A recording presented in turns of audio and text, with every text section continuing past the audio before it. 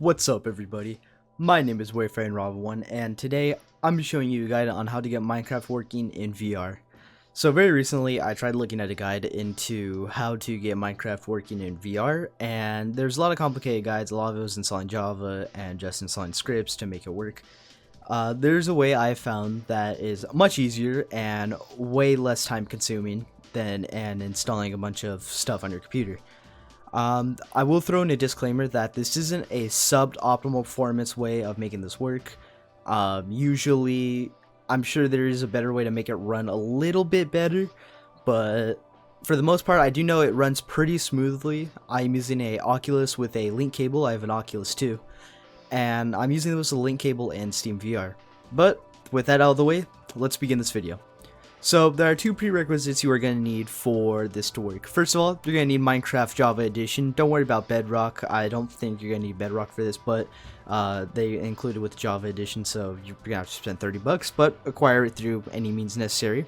And you're also going to need CurseForge. CurseForge is going to be a mod loader, and while I'm usually against mod loaders and I like to do everything manually, I believe CurseForge is probably an exception because it is used for so many games, but it is also just so much easier to do this process with, and it is just lots and lots of easier. So much easier. So once you have Minecraft installed, you're going to want to go over and head on over to CurseForge, and you're going to be going to the Minecraft page. Now, I have two things right here, but we're not going to worry about that. You're going to probably see like nothing here. But what you're going to want to do is you're going to go to Create, and you're going to name it whatever. We're just going to name it VR2 for the sake, since I already have VR.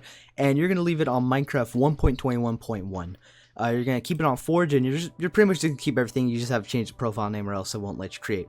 And once you create it, it's going to do its thing and install everything. And once it's done installing, what we're going to do is we're going to go to add more content. And we're simply just going to search up Vivecraft. And as soon as you have Vivecraft, you just click install. And then you go to your home menu, you go back to this, and once it's done applying the patches and doing the necessary things, we will come back to that. Once it's done creating the pack and downloading necessary files, you're simply just going to click on this to make sure you have only Vivecraft installed. You don't want to have any other more mods in case you have more issues.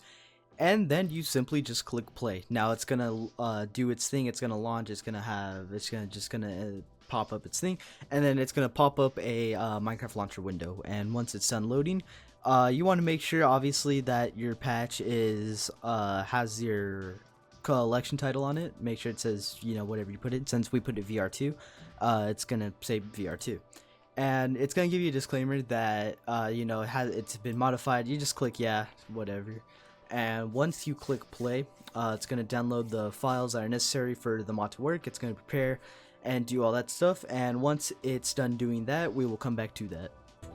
So once the game loads, it's going to load into this, and it's going to have like a narrator prompt rotor. Make sure that's off. No one likes the narrator. And first, well, what we're going to do for the sake of this guide is we're going to turn down the music. As much as I love it, we're going to turn it down. And it's going to pop up this window, and it's going to tell you that it's a warning, Forge beta, major issues may arise, blah blah blah. And it's going to tell you 4 mods are loaded, even though you don't have 4 mods. Don't worry, that is normal, and that is also necessary. You can download other mods on top of this. I believe it should work just optimally fine. And right here, you may notice that there is a VR. There's a VR setting, change between VR and non-VR. Since I do not have my VR hooked up, I will be leaving this off. But once you have your, well, you want to go over to Steam, and you want to make sure you have Steam VR installed. You're going to want to launch this. And you're going to get the window that Steam VR is launched or whatever. And once that is up, you literally click VR, and you will be popped right into the menu in your VR headset. That is literally all there is to it. It is super easy, and I do not know why they make you download Java and do all this.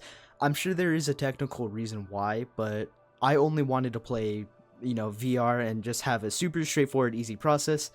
And this is the easiest way that I found that actually works.